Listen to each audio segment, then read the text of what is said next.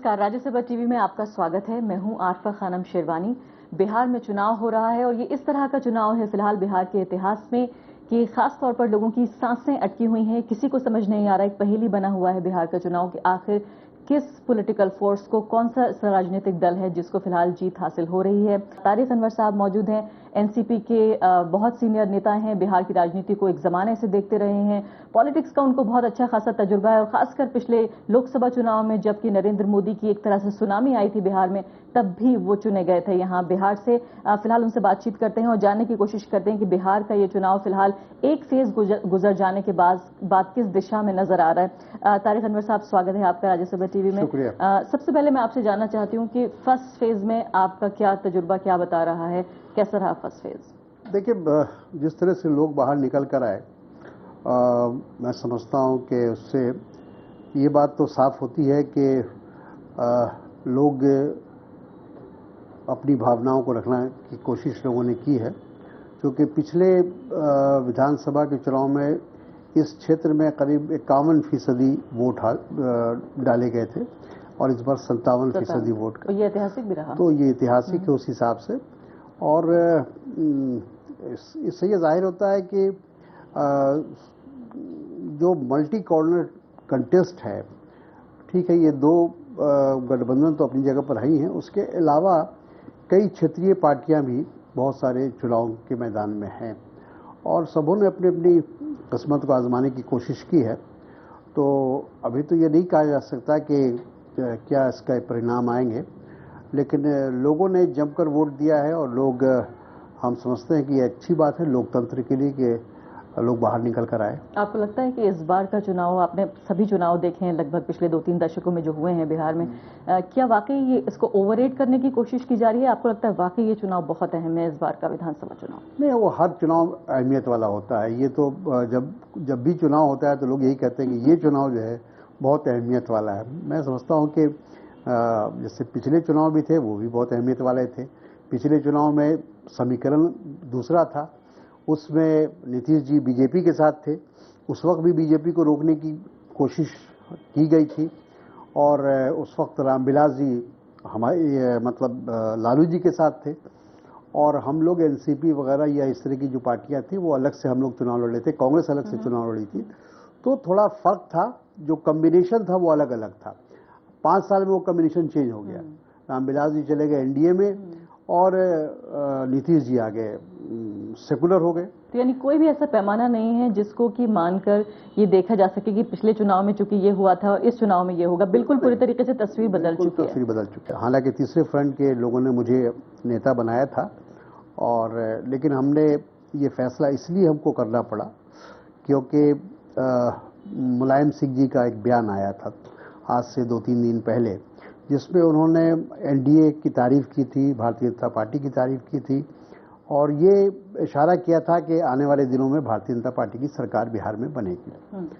तो हम लोग ये उम्मीद कर रहे थे कि शायद उनकी पार्टी की तरफ से इस बात का खंडन आएगा, लेकिन कोई खंडन नहीं आया और अब हम लोगों को मजबूरी में आज हम लोगों ने फैसला लिया एनसीपी ने कि हम उस गठबंधन में रहना पसंद नहीं करेंगे जिस गठबंधन के पार्टियां या घटक दल वो एनडीए का किसी न किसी शक्ल में अगर वो एनडीए को मदद करते हैं। ये तो काफी सिग्निफिकेंस है इस बात का। मैं आपसे ये जानना चाहूंगी क्योंकि आप ये कह रहे हैं कि धर्मनिरपेक्षता कहीं ना कहीं केंद्र में रही, अगर जो आज का आपका फैसला है कि आप अलग हो रहे हैं फिलहाल इस थर्ड, क्योंकि हम लोग जब ये तीसरा मोर्चा बनाए थे उसका मकसद ये था कि एक तीसरा विकल्प बिहार की जनता को देने का, और वो भी सेकुलर विकल्प। उसका नाम ही हम लोगों ने रखा था समाजवादी सेकुलर फ्रंट। लेकिन जब समाजवादी पार्टी जो सबसे ज़्यादा शेयर उसने लिया था तीसरे मोर्चे में, और जब उसके नेता का इस तरह का बयान आया तो हम लोगों को लगा कि अब इसमें रहना मुनासिब नहीं होगा और हम लोगों ने तय किया कि एनसीपी अपने दम पर चुनाव लड़ेगी। नहीं तो क्या आपको भी मुलायम सिंह यादव की तरह नीतीश कुमार की सेक्युलरिज्म पे, उनके जो सेक्युलर क्रेडेंशियल्स हैं उस पर शक है? नहीं, चूँकि ठीक इलेक्शन से पहले और जबकि वो तीसरे मोर्चा के यूँ कहा जाए कि सबसे बड़े नेता भी थे वो, और उन्हीं के डायरेक्शन पर ये तीसरा मोर्चा बना था, और जब वही इस बात को कहने लगे कि एनडीए के की हवा चल रही है और लहर चल रही है बिहार में और यहाँ तब्दीली हो जाएगी, नई सरकार बनेगी। तो हमको लगा कि कहीं ना कहीं कुछ ऐसी बात है जो भारतीय जनता पार्टी और समाजवादी पार्टी के बीच में कहीं कोई लिंक है। लेकिन क्या उन्होंने कहा कि नीतीश कुमार सेक्युलर नहीं है, उनके सेक्युलर जो क्रेडेंशियल्स हैं वो पुख्ता नहीं है, क्या आप उनकी इस राय से आप सहमत हैं? देखिए, काफ़ी हद तक उनकी बात सही भी है, क्योंकि नीतीश जी करीब करीब 15-16 साल वो बीजेपी के साथ उन्होंने राजनीति की है, सियासत की है, और केंद्र में भी मंत्री रहे। फिर यहाँ भी 10 साल जो उनका रहा, उसमें 8 साल वो भारतीय जनता पार्टी की मदद से यहाँ मुख्यमंत्री बने। तो ये बात तो उनकी किसी हद तक सही है कि आज वो यकाएक सेकुलर हो गए।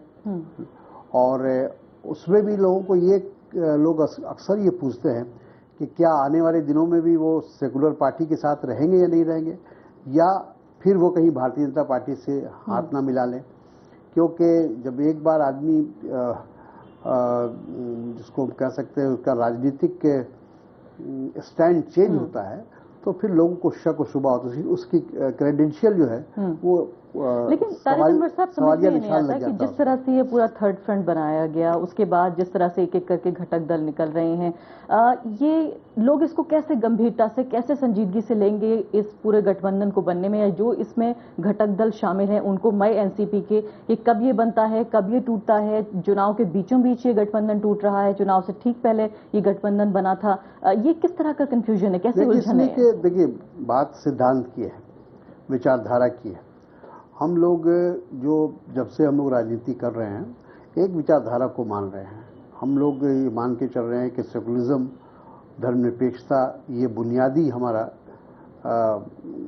उसूल है, और इस पर अगर कोई आघात करता है तो उसका हम एक्सेप्ट नहीं कर सकते, उसको कबूल नहीं कर सकते। आपको ये नहीं लगता कि सेक्युलरिज्म अगर देखा जाए, जो सो कॉल्ड सेक्युलर पार्टीज हैं, वो बहुत सुविधा के हिसाब से सेक्युलरिज्म का इस्तेमाल कर रही हैं, और शायद यही वजह है कि भारत में सेक्युलरिज्म शब्द ही जो है अपने आप में एक मजाक सा बन गया है? नहीं, ये बात भी आपका कहना सही है। जिस तरह से लोग कल तक भारतीय जनता पार्टी के साथ हैं और आज इधर आ गए तो वो सेकुलर हो गए, फिर वो कल हो सकता है भारतीय जनता पार्टी या एनडीए में शामिल हो जाएं। जैसे अब रामविलास जी को आप ले लीजिए, जिन्होंने एक स्टैंड लिया था गुजरात के जो गोधरा का मामला था उसको लेके, और फिर एक वो उसी भारतीय जनता पार्टी के साथ मिल गए और उसी को फिर नेता भी मान लिया। तो ये जो है, ये बात सही है, लेकिन जनता को अभी हमारे यहाँ इतने यूँ कह सकते हैं कि राजनीतिक जो चेतना होनी चाहिए वो नहीं है। लोग ये नहीं समझ पाते हैं कि ये मेरी पार्टी तो शुरू से जब से हम लोगों की पार्टी बनी, स्थापना हुई, तब से हम लोग का स्टैंड क्लियर है कि हम किसी भी कीमत पर कॉमनल फोर्सेस के साथ, जिसको हम मानते हैं, हम उसके साथ नहीं जा सकते। अच्छा तारिक अनवर साहब, ये बताइए कि फिलहाल बिहार का जो चुनाव हो रहा है, इसमें एक सीजन पॉलिटिशियन होने के नाते आप क्या समझते हैं, कौन से ऐसे मुद्दे हैं जिस पर चुनाव हो रहा है? क्या आपको लगता है कि जो बिहार के लोगों की असली समस्याएं हैं, जो जमीन से जुड़ी समस्याएं हैं, जो बुनियादी समस्याएं हैं, वो कहीं ना कहीं किनारे हो रही हैं और जो सतही मुद्दे हैं वो सामने आ रहे हैं? बिल्कुल, शुरुआत तो हुई थी विकास को लेकर, और ऐसा लगता था कि विकास मुद्दा बनेगा, लेकिन बदकिस्मती से अब हम देख रहे हैं कि अब ये कॉमनल कलर भी लेने लगा है, और साथ साथ जाति की बात भी होने लगी, अगली और पिछड़ी जाति की बात शुरू हो गई। तो कॉमनल भी हुआ और कास्ट भी इसमें एक फैक्टर हो गया। तो ये हम लोग की बदकिस्मती है बिहार की कि जब भी इलेक्शन आता है तो विकास पीछे चला जाता है, और फिर इस तरह के जो नॉन इश्यूज हैं वो आगे आ जाते हैं। नहीं, कम्युनलिज्म क्या पहली बार चुनाव में नजर आ रहा है बिहार में? नहीं, हम तो कहा कि पिछले चुनाव में भी ये एक मुद्दा था, उससे पहले एक दशक पहले की अगर बात की जाए, हाँ, जब भी भारतीय जनता पार्टी जहां आती है मैदान में, वहां तो वो फिर एक उसकी शक्ल वही बन जाती है। जब 2005 में नीतीश जी जीते थे, और तो उस वक्त भी भारतीय जनता पार्टी उनके साथ थी, और उस वक्त भी हम लोगों ने और लालू जी ने सेकुलरिज्म की बात कही थी, लेकिन लोगों ने उस वक्त अनसुनी कर दी, क्योंकि वो वक्त चूँकि जो यहाँ का बिहार की जो हालात थे, लोग उससे परेशान थे, तंग आ चुके थे, तो लोग तब्दीली चाहते थे, और इसलिए नीतीश कुमार जी को और भारतीय जनता पार्टी और उनकी पार्टी को लोगों ने बहुमत दिया था। फिलहाल कई जो नेशनल कॉन्शियंस है, जो एक राष्ट्रीय फिलहाल माहौल जो बन रहा है, उसमें दादरी की घटना हुए हालांकि कई हफ्ते गुजर चुके हैं, लेकिन दादरी लोगों के दिल दिमाग से जा नहीं रहा है। फिलहाल बिहार के चुनाव पे क्या कोई असर देखते हैं आप दादरी घटना का? नहीं, आजकल देखिए ख़ास तौर पर सोशल मीडिया बहुत एक्टिव है, नौजवान लोग उससे काफ़ी जुड़े हुए हैं और इस तरह की बातें बहुत जल्दी लोगों तक पहुंच जाती हैं। तो उसके माध्यम से लोगों तक ये बात ज़रूर पहुंची है और लोगों का जहन में ये भी एक बहुत बड़ा मुद्दा है। लोग ये सोचते हैं कि जब से केंद्र में नई सरकार आई नरेंद्र मोदी जी की, तब से लगातार इस तरह की घटनाएं हो रही हैं। कभी घर वापसी के नाम पर, कभी धर्म परिवर्तन के नाम पर, कभी इस तरह के, मतलब वहाँ भी जो नरेंद्र मोदी जी जिन इश्यूज को लेकर चले थे 2014 के चुनाव में, उससे डाइवर्ट होते चले जा रहे हैं। नहीं तो क्या ये दादरी को आप एक घटना के तौर पे देखते हैं जो कहीं भी घट सकती है, या आपको लगता है कि ये एक बड़ी बीमारी के लक्षण के तौर पर नजर आया है? बिल्कुल, ये बड़ी बीमारी का एक लक्षण है, क्योंकि ऐसा कभी नहीं हुआ पहले।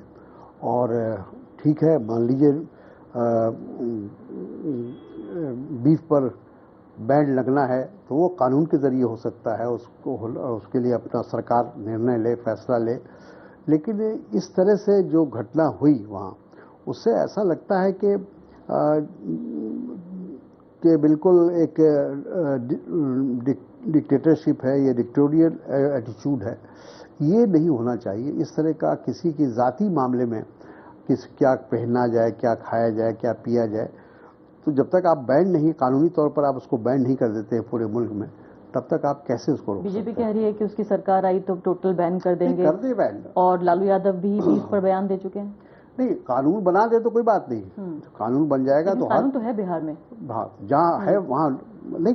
आज भी बीफ जो मतलब गाय का जहाँ तक मामला है, वो उसकी तो बिहार में नहीं होता है, बहुत से राज्यों में नहीं होता है। तो जहाँ बैंड है वहाँ लोग उसको फॉलो करते हैं। और लालू यादव का बयान, वो भी गलत। उनका जो बयान था वो भी मैं समझता हूँ कि इस तरह का बयान नहीं देना चाहिए, जिससे किसी भी कम्युनिटी का या किसी भी समाज के किसी वर्ग के, जिसको कह सकते हैं, भावना को ठेस लगे, ऐसा कोई बयान नहीं देना चाहिए। लेकिन बीफ आपको लगता है मुद्दा है बिहार में? नहीं, मतलब बनाने की कोशिश हो रही है और दोनों तरफ से हो रही है। ऐसा नहीं हम कह सकते कि एक तरफा है, ये दोनों तरफ से कोशिश हो रही है। पोलराइजेशन करने के लिए कोई मुद्दा होना चाहिए, क्योंकि अब इलेक्शन है। अब जैसा मैंने कहा आपको कि विकास पीछे चला गया, क्योंकि विकास के नाम पर ये दोनों जो गठबंधन है, ये वोट मांगने की इसलिए इनकी हैसियत नहीं कहिए या जो उसको बात कहा जाए, क्योंकि दोनों ही सत्ता में रहे काफ़ी समय तक। अब आप देख लें कि 15 साल लालू जी की हुकूमत रही, 10 साल नीतीश जी की हुकूमत रही, और उस 10 साल में लगभग 7.5 साल 8 साल बीजेपी भी रही। तो कोई भी ये नहीं कह सकता, चाहे एनडीए हो चाहे महागठबंधन हो, कि हमको हुकूमत करने का मौका नहीं मिला। पूरा मौका मिला, और आज जो भी हालात हैं बिहार में, उसके लिए ये दोनों ही जिम्मेदार हैं। बिहार के चुनाव को जिम्मेदार नहीं कहा जा सकता। पोलराइज करने की शुरुआत में कोशिश तो जरूर हुई है, आपने कहा कि दोनों तरफ से, क्योंकि पोलराइजेशन का फायदा दोनों विचारधारा के सिरों पे जो लोग बैठे हुए हैं, दोनों को फायदा पहुंचता है। क्या जो पॉलिटिक्स ऑफ पोलराइजेशन है, पॉलिटिक्स ऑफ कम्युनलिज्म है, बिहार की जनता ने उसे किस तरह से लिया है, कैसे रिसीव किया है? अब ये तो जब परिणाम आएगा तब पता चलेगा, रिजल्ट आएंगे तब मालूम होगा।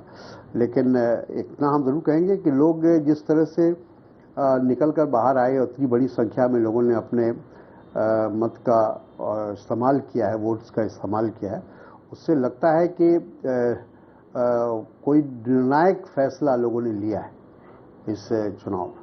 एक बहुत दूसरी अहम बात जो कि दरअसल बिहार के लिए बेहद और भी ज़्यादा अहम हो जाती है बाकी देश के दूसरे हिस्सों के अलावा, वो है आरक्षण का मुद्दा।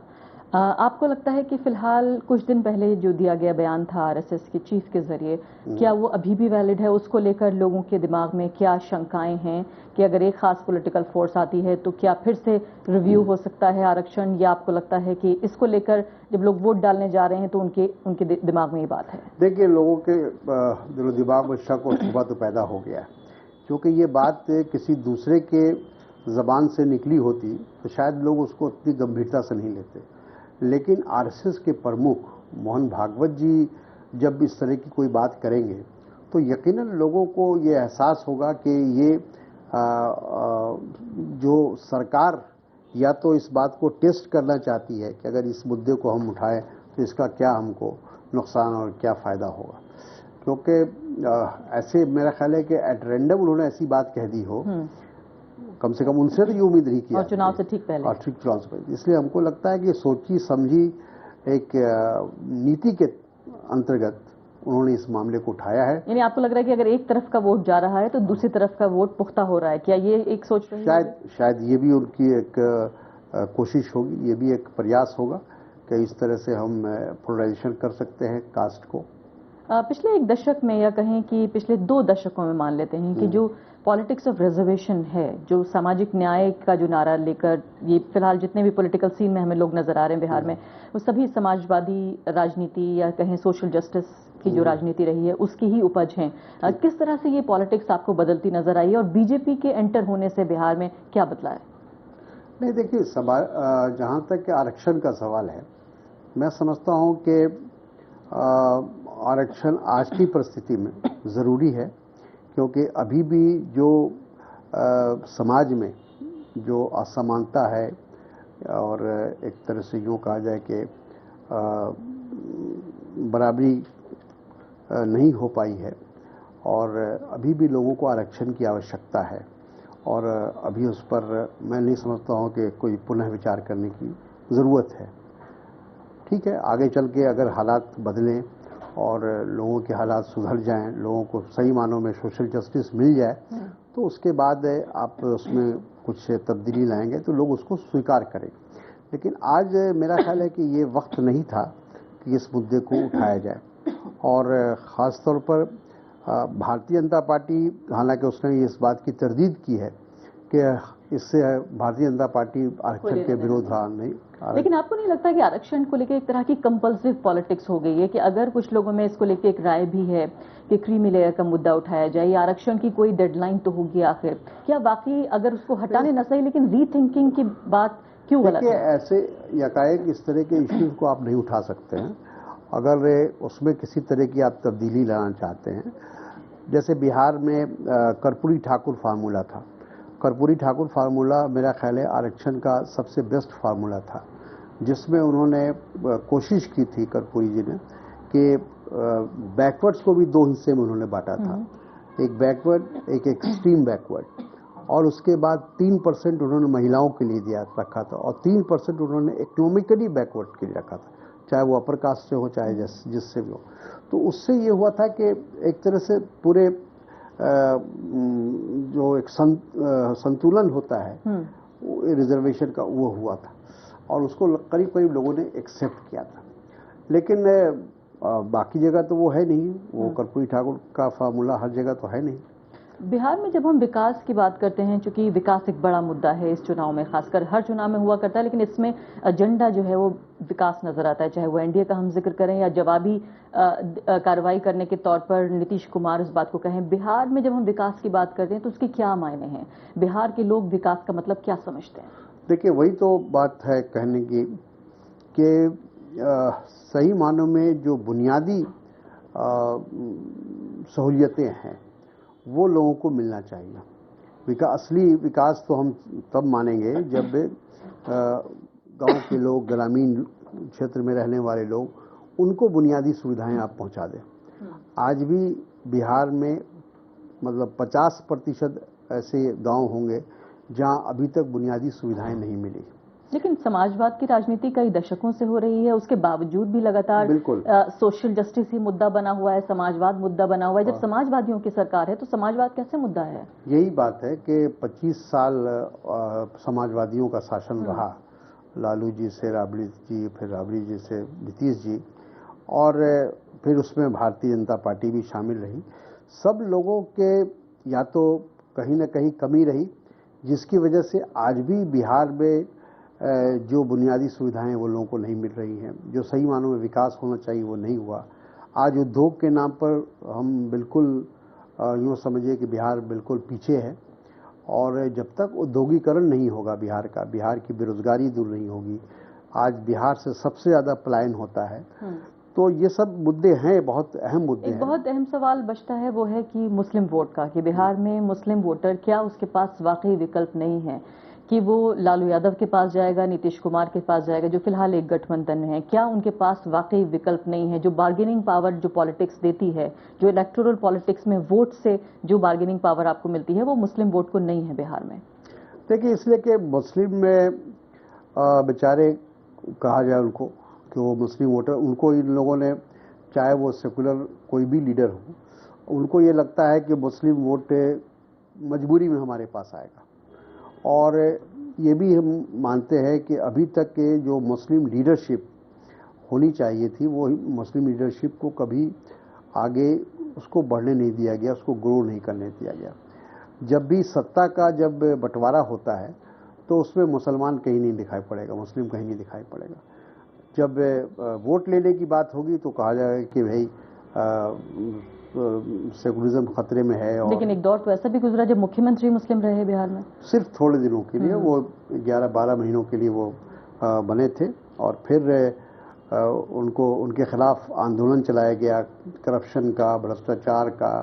फिर वो आपको याद होगा कि फिर उनको इस्तीफा देना पड़ा, मजबूर ऐसे हालात पैदा कर दिए अपोजिशन ने। और सारे उस वक्त जो नेता आज सत्ता में हैं या पावर में हैं, उन लोगों ने ही उनके खिलाफ आंदोलन चलाया था, और उसके बाद उनको अपनी गद्दी छोड़नी पड़ी थी।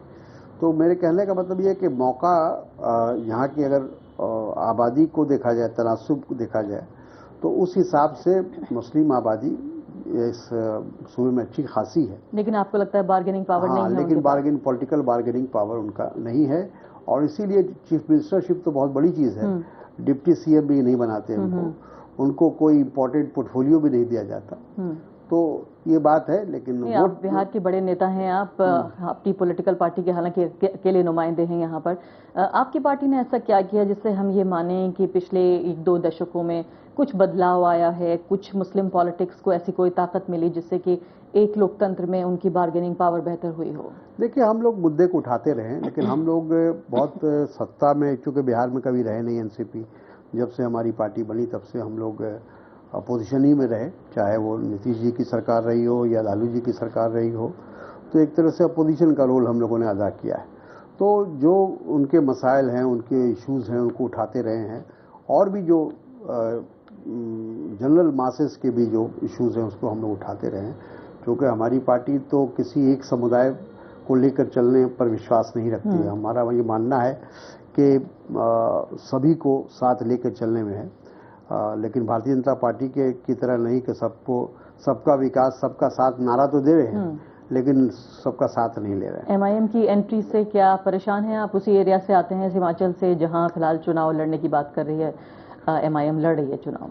मेरा ख्याल है कुछ नहीं है, और हमने बहुत पहले कहा है, उनके आने से पहले हमने कहा था कि सीमांचल में उनको कोई रिस्पांस नहीं मिलेगा, और वही बात हुई।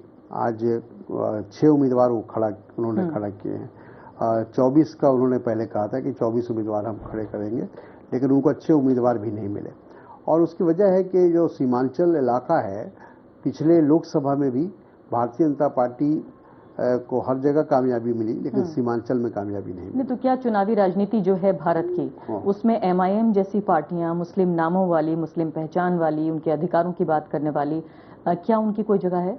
नहीं, मेरा ख्याल है कि नहीं है, क्योंकि चाहे वो किसी भी धर्म विशेष को लेकर आप हिंदुस्तान में अगर राजनीति करना चाहेंगे, तो मैं समझता हूं कि वो न देश हित में है न राष्ट्र हित में। लेकिन दूसरे धर्मों के लोगों को भी टिकट दे रहे हैं, वो दलितों को भी साथ लेके चलने की बात कर रहे हैं। ठीक है, लेकिन एक अपना एक समूह बना के या अपना एक अलग ग्रुप बना के आप अपने मसाइल हल नहीं कर सकते। आखिरी सवाल आपको मेन स्ट्रीम में आना पड़ेगा, मेन स्ट्रीमिंग होनी होगी। हालांकि मेन स्ट्रीम क्या है, इस पर भी बहुत बड़ा सवाल है कि आखिर मुख्यधारा है क्या।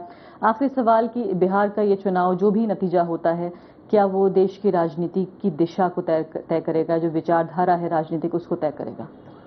देखिए, वैसे तो ये राज्य का चुनाव है, लेकिन जिस तरह से प्रधानमंत्री जी ने इसको एक प्रतिष्ठा का सवाल बना लिया है, तो अब उनकी प्रतिष्ठा से ये जुड़ गया है। अगर चुनाव एनडीए हारती है या बीजेपी हारती है तो सीधे सीधे मोदी जी के आगे जो उनका भविष्य है उस पर एक बड़ा प्रश्न चिन्ह लगेगा। सरकार नहीं जाएगी, सरकार थोड़ी गिरेगी, वहाँ तो मेजोरिटी है आप।